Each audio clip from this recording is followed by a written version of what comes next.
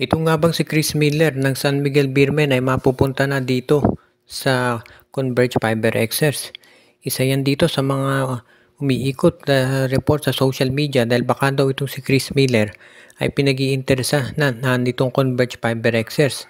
Hindi pa natin natitiyak kung sinong i-offer na kapalit nitong Converge para dito kay Chris Miller. Dahil siguro kung i-consider ninyo mababa pa trade value nitong si Miller dahil halos wala naman siya nagagawa dito sa San Miguel at limitado playing time. Pero ang tinitignan siguro dito ng Converge yung potential ni Miller kung siya nga ay mabibigyan ng minuto dito sa Converge Fiber Xers. At baka yan ang dahilan kung bakit nila ito gustong makuha. Ngayon, sino kaya pwede nilang ibigay na kapalit? Baka yung rights kay Mikey Williams ang ibibigay nila sa San Miguel. Pagkatapos itong itong Converge, kukunin si Chris Miller at siguro isang draft pick mula dito sa SMB. Baka yan yung pinag-iisipang gawin itong Converge Fiber Xers. Kasi non-performing asset itong si Mikey Williams sa kanila, hindi naman naglalaro.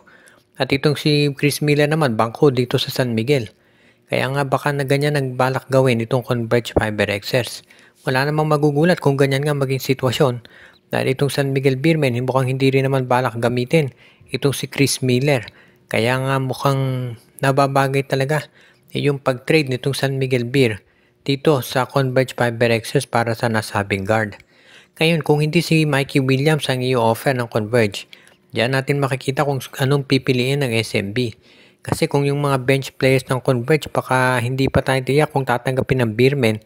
Pero dahil bench player din naman to si Miller, dapat siguro tanggapin na rin nila kung sino man ang i-offer ng Converge Fiber Xers, lalo na kung isa rin tong player na magagamit din naman nitong si Coach Leo Austria para maging mas malalim yung rotation naman nitong SMB sa kanilang lineup. At ang isa pang team ngayon na nagpe-prepare itong TNT Tropang 5G.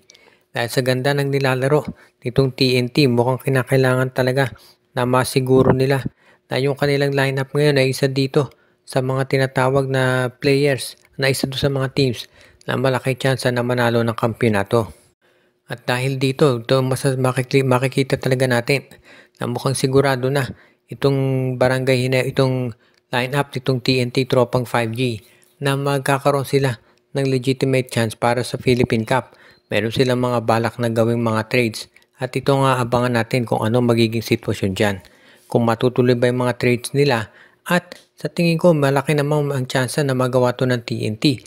Lalo na kung sa Blackwater sila kukuha ng mga player. Kaya nga hindi na tayo magtataka talaga kung itong mga players na nabanggit ay isa doon sa mga hahanapin talaga nitong lineup ngayon ng TNT Tropang 5G. Katulad nila itong sila Christian David, sila Cedric Barefield, yan talaga yung hinahanap ngayon nitong lineup ng TNT Tropang 5G. Kaya nga very good news ito para kay Coach Chot Reyes na marami siyang players na pwedeng kunin kung sakasakali nakakailanganin nila talaga. At yan ang dahilan kung ba't marami nagsasabi talaga na kung pag-uusapan lang natin yung tsansa na manalo ng Grand Slam, itong TNT pa rin ang isa dito sa mga makakagawa ng magandang sabihin na nating sitwasyon dito. Kaya nga ito masasabi natin na isa sa mga aabangan talaga itong mga fans kung kanilang maitutuloy. Kasi sa ngayon, itong lineup ng TNT, malakas na yan. Pero alam nila na kapag nakaharap nila yung mga iba pang team sa playoffs, mas maganda kung meron silang additional talent na magiging available katulad nga nitong sila Cedric Barefield at si Christian David.